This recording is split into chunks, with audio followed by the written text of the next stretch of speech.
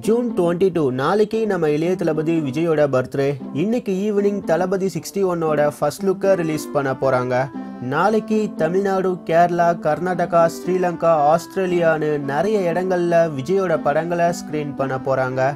நேத்தே விஜயோட ஃபேன்ஸ்லாம் சேர்ந்து ஒரு பெரிய செலிப்ரேஷன் சோஷியல் மீடியாஸ்ல பண்ணியிருக்காங்கன்னு தான் சொல்லணும்.